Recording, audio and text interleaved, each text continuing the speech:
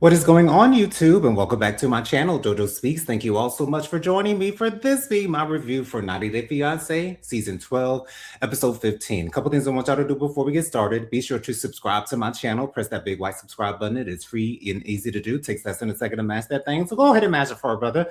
Be sure to leave a thumbs up for this video. Let me know you're enjoying the content I'm putting out on my channel. Make sure you leave a comment. Let me know your thoughts on the various couples we're discussing in tonight's review. Also, be sure to press the notification bell so you're notified every time I post a new video. And last but certainly not least, be sure to share JoJo Speaks with all your family, friends, and loved ones. Let everybody know JoJo Speaks is out here in these YouTube streets. So as y'all can see, I'm riding solo tonight. Justin won't be joining us tonight, but hopefully he will be joining us next week. I hope everyone is having an amazing week. For those of you who missed it, I did announce this past Thursday that I will not be doing an individual review on each part of the Real Housewives of Atlanta reunion, all three parts. The second part came out yesterday. I'm just going to do sort of kind of like an overview of the entire season, as well as all three parts of the reunion in one video after the last part of the reunion has been released. So please be patient with me on that. All right, let me turn my phone on silent because I just heard a click as I took a picture. So we got a couple comments in the comment section. We got Lady Virgo in the building. Hey, Lady Virgo. Lady Virgo says hello to everyone and happy Monday. Happy Monday to you as well, Lady Virgo. Thank you so much for joining us for this review. We have Unveil Vibrations in the building. Tyrone is here. He says happy Monday. Please remember to comment, like, share, subscribe to this great channel. It's free. Only gonna cost use some time and effort to do it. Do it now. Thank you so much for that, Tyrone. I appreciate it always, always. Then we got Auntie Robin in the building. Hey, Auntie Robin. Auntie Robin says good afternoon to Lady Virgo and Unveil Vibrations.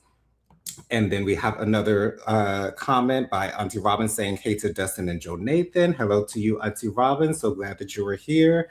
And also, Auntie Robin says, you are never alone. I appreciate that, Auntie Robin. Yes, if I don't have Dustin here, I'll always have you guys in the comment section. But once again, Dustin should be joining me next week. So yeah, he should be back for our next review. And then Auntie Robin's last comment is also very weird. The show has not started to broadcast on my laptop, but is playing on my TV. Wow, I don't know how that's happening. I actually watched the show on my tablet through Amazon Prime, and we have an account through Amazon Prime that picks up HBO and Stars. So that's the way that I watch it. But anyways, let's get on to this review. Got one more comment from Auntie Robin, and then we'll get this thing, or as Pheromone would say, this roast cooking. Auntie Robin also says it is sinking now. Oh, okay. All right. Cool beans. Cool beans. Let's see. So let's get this comment out of the way and let's get this review started. So let's start this review out with, let me see. Who do I want to start with, you guys? Let's see. I think I will start out with Shay and Annabelle. Let's start out with Shay and Annabelle. So Shay and Annabelle, they are traveling to Tennessee. They're traveling to Tennessee where they are going to have their nuptials. All three of Shay's daughters are going to be there. He's got a couple of friends that are coming as well. Shay has rented out a cabin. And I've come to the conclusion that Shay got a little bit of money, I see. Auntie Robin has a comment here. She says, wait, what?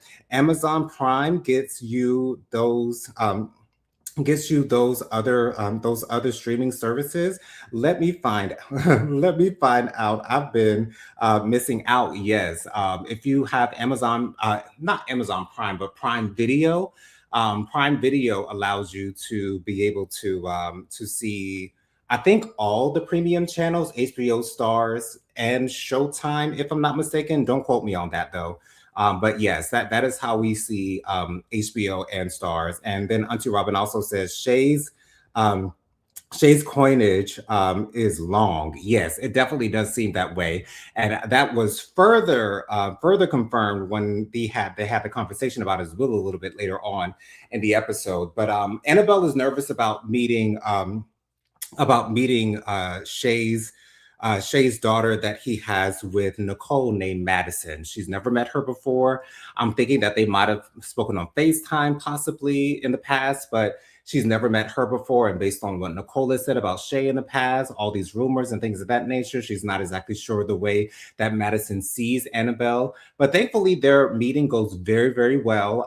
Madison says that she's heard all the things that Nicole has had to say, but she wants to make her own decision as to whether she likes Annabelle or not, which I think is the most mature thing to do for sure. You can't really go off of someone else's word about someone else.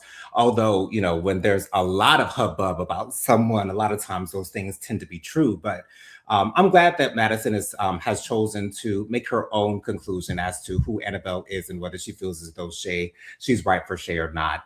And then the Shay and his daughters, their friends, and Annabelle, they go on a ski lift. Not a ski lift, but I guess it's called a sky lift. And they're going to sit around the campfire to have a little bit of conversation. Auntie Robin has another comment down here. She says Shay's daughters seem bratty, jealous. Oh yeah, greedy and entitled to me. I definitely picked up on that, and let's go ahead and get into it. So they're all sitting out by the fire. Shay, his three daughters, his friends, and Shay's daughter, his not Madison or Allison, but the third daughter. I forgot to write down her name. But she asked Shay, Shay, what happens if a couple years down the line something happens to you? What about this will? And I, for one, never expected for this conversation to come up, but I think I should have seen it coming when I saw how long Shay's money runs. Shay goes, well, I mean, Annabelle will be here all by herself. She needs somewhere to stay. She needs some money in her pocket. So, I mean, it will be going to her. And Shay's daughters don't seem to take that information very well, which I completely would understand if Annabelle is just getting here, and we've been in your life all of our lives. Then I'm sure they would feel some type of way. Of course, at the end of the day, it is Shay's decision to make alone.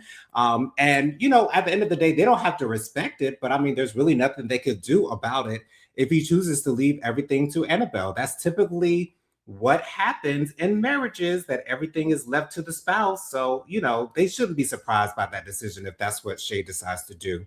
Auntie Robin also says, how dare they bring up Shay's estate in front of Annabelle, right?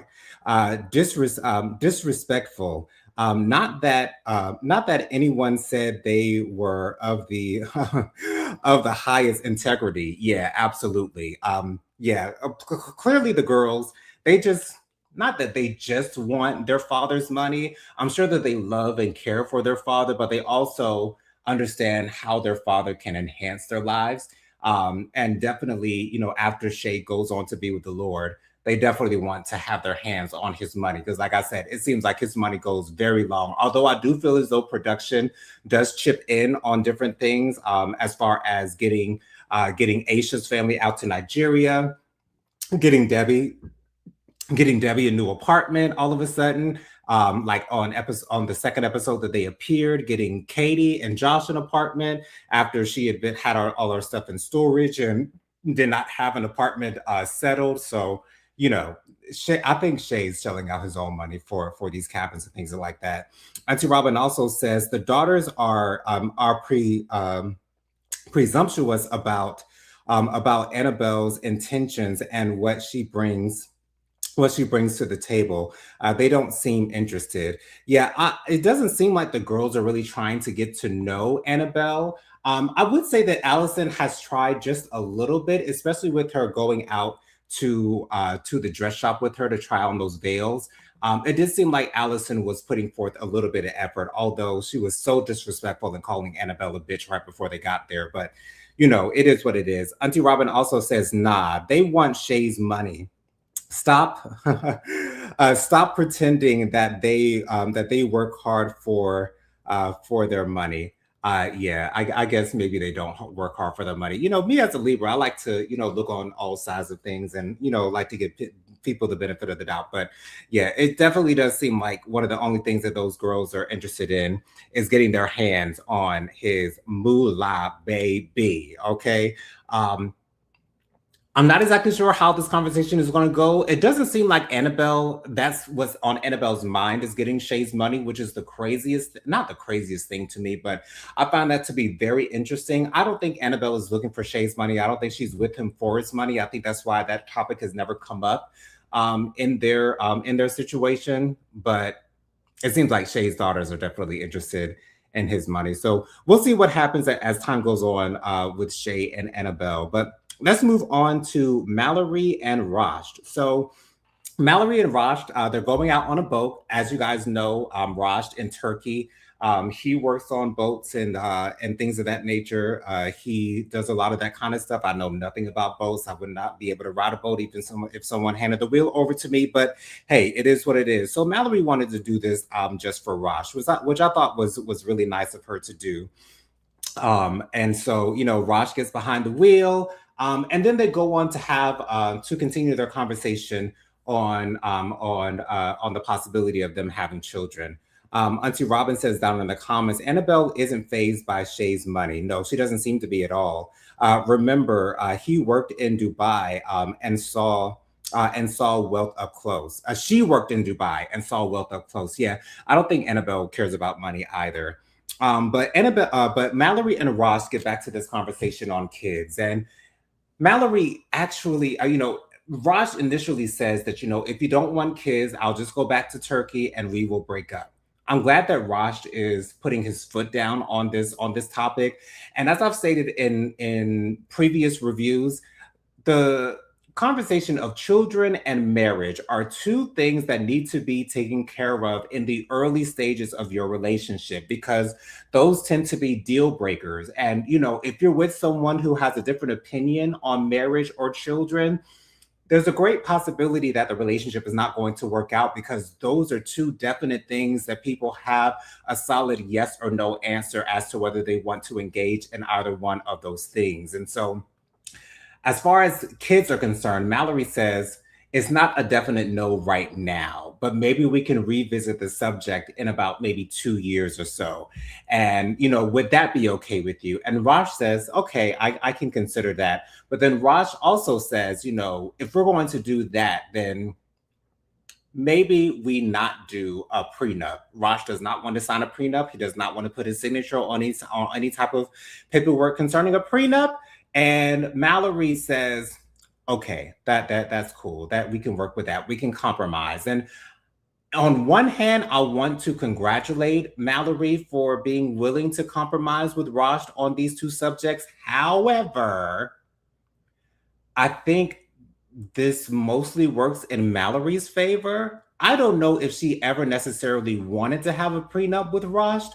However, I highly doubt that Mallory's opinion on having children is going to change once again, especially in 2 years. Now, Mallory is still in her early 30s, so maybe there might be a chance that things could change somewhere along the way. Auntie Robin says, I didn't think that Mallory was that malleable.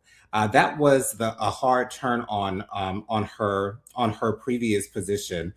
Troubling. Yeah, I don't think she's serious when she says that she'll revisit the conversation of children later on down the line. I believe that with the answer being no right now, that answer is going to remain no for the time being, and probably for forever. I honestly don't see Mallory all of a sudden, sometime down the line, being okay with having kids. I just don't see it happening. Not in my opinion. Auntie Robin also says, let me counsel Mallory. Um, I would start by putting the house in a trust. Yeah, that would be a great idea. That would be a great idea. So apparently, Mallory and Raj have come to a conclusion as far as this whole conversation on kids and the prenup are concerned. I'm glad that they were able to work that out between the two. So let's move on to Thomas and Paula. So Thomas and Paula are in this episode. Paula goes to the dress shop with her family to try on to do the last fitting for her wedding dress. Um, I have to say, I wasn't necessarily the biggest fan of her wedding dress. It looked sort of kind of similar to one of the wedding dresses that Mallory tried on. Had all the flower details on all over the dress. And I personally don't care for that type of dress. And then Paula goes in to try on the dress that she wants to wear for the reception. And I love the dress that she wants to wear for the reception. It's basically two wedding dresses, at least in my opinion, in my humble opinion. What do I know about wedding dresses? But both of them look like wedding dresses to me because a lot of times the reception dress might be a little bit shorter. You know what I'm saying? It's a little bit more, dressed down. So it is what it is. But anyways, Paula's sister surprises her at the wedding shop, and Paula's family, they're very happy with the wedding dresses. They're having champagne, but Paula, in the back of her mind, is still not sure if she still wants to get married to Thomas. While all this is going on, Thomas is meeting up with his friend Xavier on the beach. Apparently, they have all this workout equipment on the beach in California, so that's great for them. They're doing a little bit of a workout. And Thomas is letting out all of his frustrations concerning his relationship with Paula and her entire family staying in his apartment as they're getting closer and closer to their wedding date. Thomas feels as though Paula really doesn't understand him. He feels weird about having to explain to Paula's family his issues with fragrances and, his allergic reaction to those fragrances and things of that nature. He feels not stupid necessarily, but he feels different, trying having to lay down all these rules for Paula and her family. Auntie Robin says this week I felt that Tom's being bothered by Paula's spending is ridiculous. She has her own money with a still thriving business. That's very true. In Brazil, she can afford what she spends, and can probably. And then she continues the comment. Let's see here. Uh-oh, that's not it. Please bear with me as I'm getting these comments up for you guys. I know I have a situation with them. She probably afford for them to get a bigger place.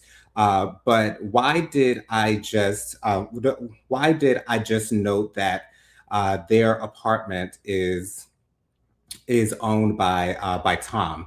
Yeah, he did say that he had a mortgage on that apartment, which is not something that's typically done. But anyways, yeah, Thomas goes on to say that Paula has a spending issue, and if you remember, Thomas gave Paula a credit card. So it doesn't seem like Paula is spending any of her money. She's spending his money. So when Thomas is complaining about Paula spending money, Thomas is complaining about Paula spending his money. We really haven't heard about Paula spending her own money. Not exactly sure if she actually owns that business in Brazil. That's how she presented it to us. But just like people's ages on this show, ain't no telling what's the truth as far as these people on 90 Day Fiance are concerned. But he said that she spent $900 on his and her stuff on Amazon. So like I said, when Thomas is complaining about Paula's spending, he's complaining about her spending his money. I don't know why he gave her that credit card to begin with. He knows what Paula's spending habits have been in the past. So I don't know why he will be surprised that she would spend money on this, that, and the other thing. So it is what it is as far as they're concerned. Although Paula doesn't seem that sure as to whether she wants to actually get married to Thomas or not, I have a feeling that they will make it down the aisle, especially with Paula's family all being in California at this point. So we'll see what happens as time goes on with this particular couple. But let's move on to Edward and Marissa. So we're still dealing with, on the third episode, we're dealing with Edward and Marissa at this dinner. Marissa and Edward are trying to come to terms with what's going on with their relationship right now. And this is the most upset that I've ever seen Marissa. I think this is a time where Marissa is showing us a side that she didn't expect to show us necessarily, which I think is a great thing when it comes to reality TV. I like to see all the sides of the participants of these shows. Excuse me. So Edward is not understanding why Marissa's gotten so upset. I think there might be a good reason why Marissa's getting upset.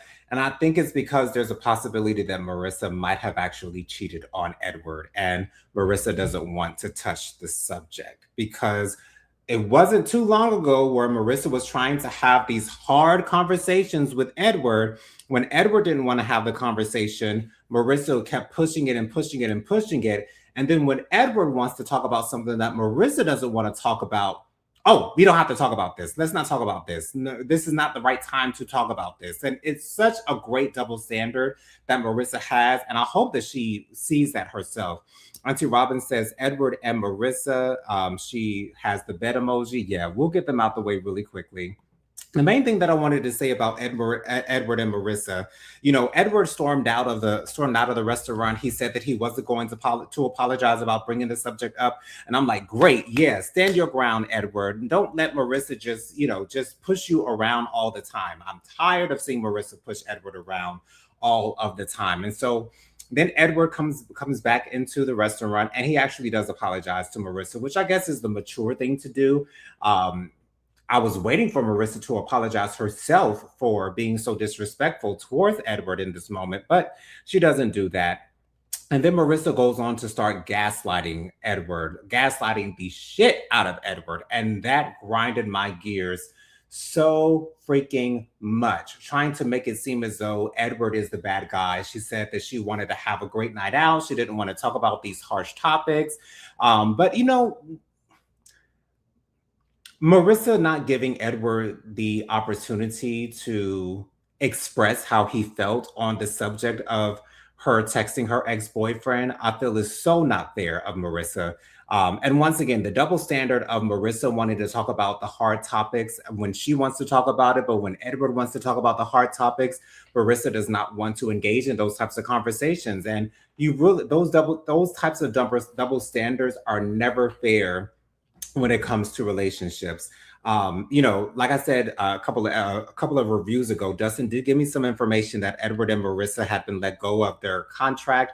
Apparently, Marissa's mother had broken the NDA since she had appeared on the show and had talked about Edward and Marissa's situation online, apparently. So I wish we would see them at the tell-all, but apparently that's not going to happen. But as I've stated in previous reviews, I just want Edward to break up with Marissa. Just leave her. But the saddest part about watching Edward and Marissa on this show is seeing exactly how much Edward cares for Marissa and him not getting any of that in return. That's the saddest thing about watching Edward and Marissa on the show is to me. Unrequited love is the saddest thing in the world, in my opinion. Auntie Robin also says it has nothing to do with hard topics. It is all about Marissa. She must be in charge of everything. That is very true. That is extremely true.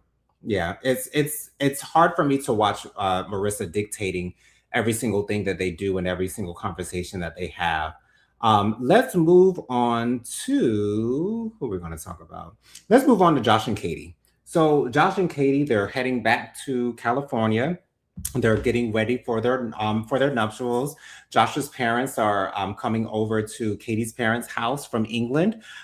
Katie has met Josh's parents a couple of times in the past, so I'm assuming that they have an idea of what type of person Katie is, or if not, they're about to find out. So Josh's parents come to their house. The funny thing is, Josh doesn't look anything like either one of them. I guess he looks the most like his mother, but anyways. So they sit down. I'm talking over myself. They sit down to have a conversation, and they're asking them about the preparations and things of that nature. Apparently, Katie's doing everything herself. She's going to be baking the wedding cake. She's going to be doing the decorations, doing the balloons, everything that has to do with the wedding. Katie's seemingly doing it all by herself, or she's planning it all by herself. They don't have a wedding planner or anything of that nature. And that's the funny thing. I don't think I've ever seen a wedding planner on 90 Day Fiance, but that's besides the point. Anyway, so Josh's parents are asking Katie different questions, and they ask them about their vows. Are they going to do traditional vows? Are they going to write their own vows? What's the whole deal with that? Josh goes on to say that he thinks he's going to write his own vows. He thinks that makes it a little bit more personable, which I think is a great thing for them. Oh, hey. Aaron D is in the building. Smiling with Aaron D says hello to everyone. And then Aaron D also says hello to Auntie Robin. I'm so glad that you're here, Aaron. So glad that you are here, boo. Thank you so much for joining us for this review. And I sent you a voice note a couple of weeks ago, so please check your text messages, Aaron. Um, so yeah, back to Katie and Josh. So Katie jokingly says that she's not going to take on any other lovers or any other partners. Um, Smiling with Aaron D says, please like and share with every share. Please like and share everyone. Thank you so much for that, Aaron. And then, like, it seems like a minute or two later, Katie says, I'm just kidding. And the look on Josh's face and Josh's parents' face is so priceless. So priceless. It didn't seem like that they expected to hear this coming from Katie. So I don't know if they really have a good grasp on who Katie is and how she acts and things of that nature. So, surprise, surprise, y'all. Auntie Robin says the very best line in the Josh and Katie storyline this week is Katie instructing Josh to have only one beer when he goes out. Yes, I thought that was hilarious that she was trying to tell Josh to watch his drinking when we've seen Katie drunk on more than one occasion this season of 90 Day Fiance. And then Auntie Robin also says hey to Smiling with Aaron D and ask her how she is. I love how cordial y'all are, so friendly in the comment section. That's awesome. So they go on to the wedding venue, I believe that they're going to. And they're setting things up, and Katie is delegating what she wants everyone to do and things of that nature. Aaron D says, I am grateful to be here. How are you? Saying that to Auntie Robin. So Josh is actually going out to have a little bit of a drink with his friends from England. Some of his friends from England are coming down for their wedding, and so he has a female friend that comes in. She greets Katie, and as Auntie Robin said a little bit earlier, Katie tells Josh to only have one beer.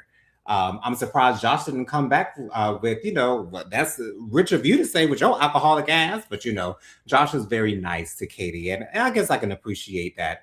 Auntie Robin also says, but Josh tipped his hand and seemed to imply that when he hangs out with his people, he overindulges. Yes, he did say that to the camera, that a lot of times when they go into the bar, they say that they're only going to have one drink and they end up being sloshed at the end of the night.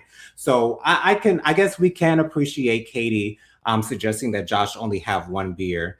And then Auntie Robin says, a mini stag, they called it. Yes, a mini stag. I actually had to put on my closed caption to see exactly what they were saying when they made that statement. But Josh goes off to have his night out. Katie did say that she was a little bit frustrated that Josh was hanging out with his friends the day before their wedding, but what else can she do about it? So it is what it is as far as that is. And then when we saw in the preview that Josh basically dressed up as Jerry Halliwell, which was Ginger Spice from the Spice Girls, he had on the Union Jack flag dress with the red shoes and the red hair. I don't know if they made him do that or if that was his idea or what, but it is what it is. I just hope that Josh knows what he's doing, because he said to Katie that he's always going to be there for her. And, Katie's mom says that's the most romantic thing that she ever heard. So it doesn't look like Josh will be leaving Katie's side anytime soon at all. But let's move on to our final couple, which is Debbie and Mito. So Debbie and Mito are getting ready for their wedding. They're getting married the next day. But before they go off to the hotel where they're staying in for their wedding, which is, I think it might be a downtown area in New Orleans, Mito has to do a little bit of acting practice. And he looks in the mirror so dramatically and says, I do. I don't know if he's showing off for casting directors that are watching the show, things of that nature, but Mito just cracks me up every time he's trying to do serious acting. But Anyways, they get word that Debbie's son Caden will be able to attend their wedding because Debbie had originally said that she would not get married if her son Caden was not there with her. Auntie Robin says, "Okay, I missed that part. Josh dressing up. Maybe I fell asleep like when it took me over 8 times to see Project Runway this week. Wow, yeah, it was in the preview for next week's episode, Auntie Robin. So I'm not sure if you look at the previews for the following episode, but that's when I saw him dressing up like Jerry Halliwell in the Union Jack dress and the red shoes and red wig. So yeah. Auntie Robin also says that I do that Mito said had me on the floor. I rewound it a few times. Yeah, Mito is hilarious when he's trying to do his serious acting. It's hilarious to me. He really could be a comedic actor. Like, if anything, I think that's what he would be his best as because he comes off as extremely funny to me. But yes, so Camden will be able to join them for their wedding. Um, Caden or Camden, one or the other. But yeah, so I think I'll call him Caden because I think that's what his name is, Caden. So they're going off to the hotel. Let me get this comment from Lady Virgo here. Lady Virgo says to JoJo Speaks, unveil vibrations. Auntie Robin and smiling with Aaron D. Hey, hey, hey, you guys. Happy Monday. Happy Monday to you, Lady Virgo, as well. And then Aaron says hi to Lady Virgo. And so Caden comes in, and he greets Mito. Apparently, he and Mito, I'm not sure if this is their first time actually meeting, but things get off to an interesting start. And then Debbie and her daughter, they actually get up so that Mito and Caden can, talk a little bit. And so Caden wants to make sure that, Mito has a plan for himself. Auntie Robin says down here in the comments, Mito is ripe for one of those Borat movies for sure. I think because I haven't seen any Borat movies, but it seems to fit. Yes, he does actually seem like he kind of resembles Sasha Baron Cohen, who plays Borat. I haven't seen any of the Borat films either, but I know that they're supposed to be like extremely funny. I'm not sure if they're like, what they do on Jackass, where things are not like scripted, but they just go into different situations and sees how people react. That seems to be the way that his movies go. And then Auntie Robin also says, first time meeting in person. Okay, thank you so much for that. So Kaden just wants to make sure that Mito is not just using Debbie for her money. We've all seen her riding around in that Mercedes Benz, and she was allegedly able to get a new apartment out of the blue. So apparently Debbie got some money of her own, which I'm so happy that she does. But Caden just wants to make sure that his mother is being taken care of. And Mito's answers are extremely vague because he also says that he has a song out that he wants to put on YouTube. So apparently he's a musician or artiste as well. But Mito is saying everything with a smile, but it does not seem like Caden is buying what Mito is trying to sell, which I don't in the future see Caden necessarily expressing his worries necessarily towards Debbie about Mito. Because I feel as though if that was going to happen, we would have seen it in a preview of the future episode. So it seems like Caden is sort of kind of trying to give his mother her space to do whatever it is that she feels like she wants to do. So I can respect that coming from him. Auntie Robin says Debbie sells insurance, probably life accident and health. Those are the ones that pay. Yeah. So Debbie's rolling in the dough, child. But it is what it is. Caden does not seem to be convinced of this relationship. He seems very skeptical of Mito, which I would be too of Mito if I ever met him. I'd be like, where did y'all find this clown at? Like, it is what it is. Mito is a character of his own. Auntie Robin also says, I got a little ticked off with Debbie eating those French fries. I really want some want some rice, hot, tasty fries with hot sauce. Oh, I really, she said, I really want some nice hot toasty fries with hot sauce and ketchup. I've never eaten fries with hot sauce, Auntie Robin, but that's because I don't like spicy food. But I've never eaten fries with hot sauce. That might actually be kind of good though, especially if it's like a really, really mild hot sauce. That might actually be a good idea. I might try that out. I'll let you know how I like it if I do.